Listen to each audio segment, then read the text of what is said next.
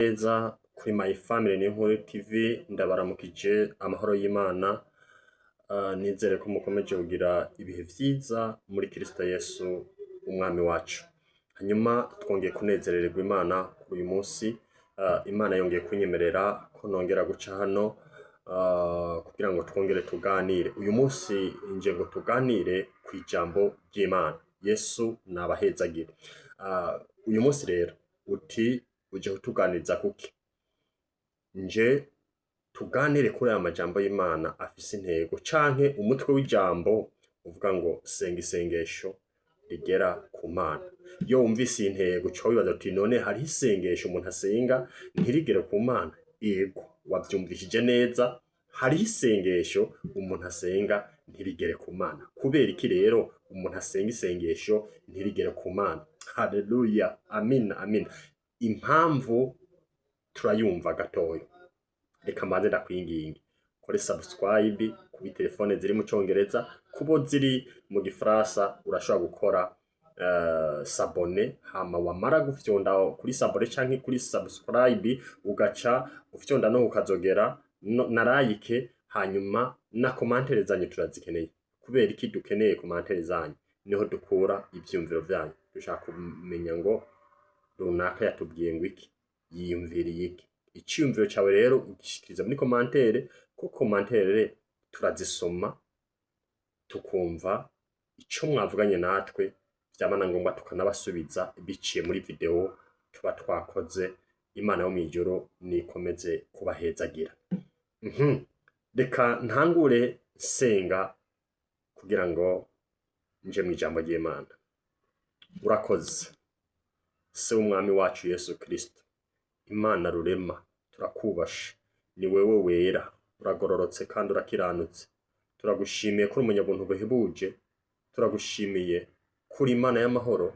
Turagushimiye kukomeje kutwitaho.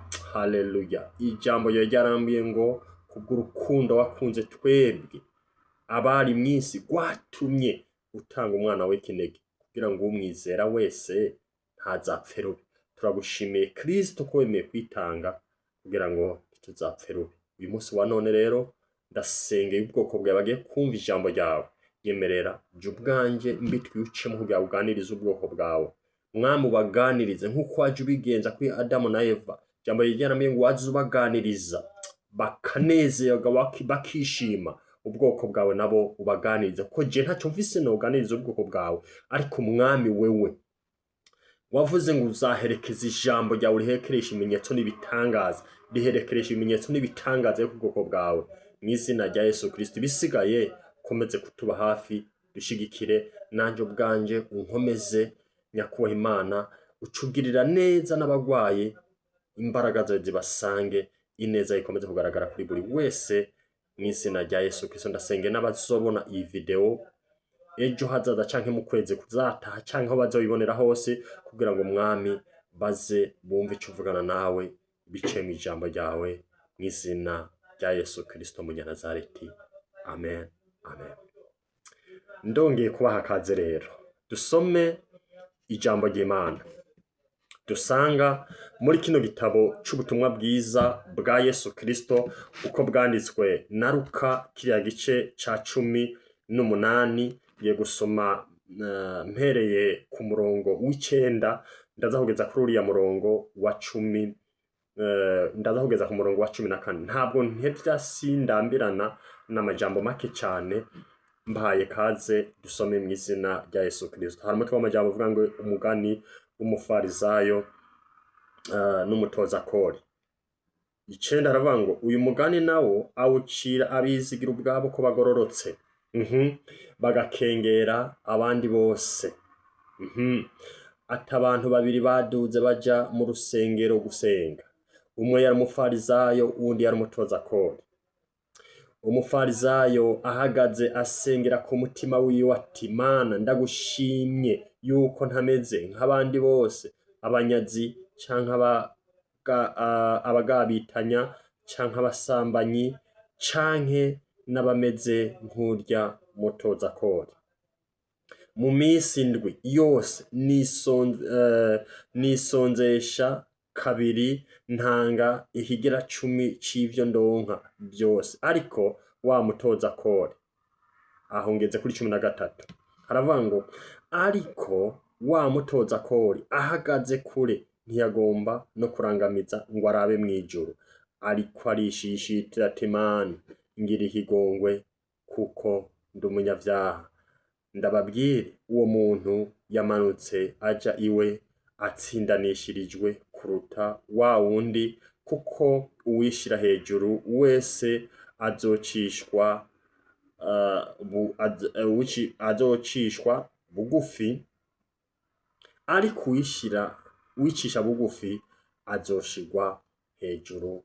Imana yacu nidutabare cyane. Nayo majambo y'Imana tugiye kuganira ko uyu mwanya mutoyi cyane, iminota mike cyane, natanguye mvuga ngo senga isengesho rigera ku Mana.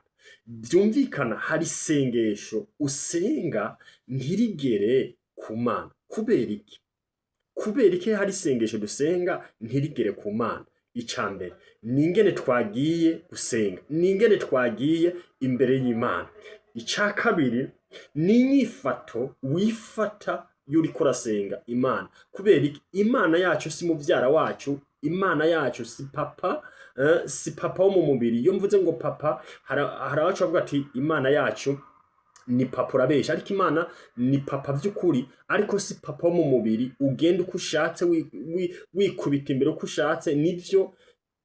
Ariko Imana ni Imana ishaka umutima uciye bugufi. Aha iyo mvuze ibi bintu ntubasha kubitahura. Kugira ubitahure rero, reka nirukange soma ijambo ry'Imana riboneka mu butumwa bwiza bwa Yesu Kristo ko bwanditswe na Matayo. Ko bwanditswe na Matayo ni mu gice ca kangahe? Ni mu gice ca kangahe? Ni mu gice Matayo igice murambabarira kubera iyo sanami iciyemwo nyene, hari igihe nyene bitugora, hari igihe bigorana. Imana idufashe cyane. Iyo sanami iciyemwo murihangana nyene, kubera aho turi bitaba byoroshe nyene, dukorera ahari abandi bantu, nta biro turaronka. Ariko ubutaha tuzi neza ko Yesu azagira gute, azabigenza neza, ibintu bikagira gute, bigasobanuka. Matayo rero 5 ku murongo wa kangahe? Ku murongo w'8 havuga ngo hahirwa abafise imitima itanduye, kuko aribo bazobona iki?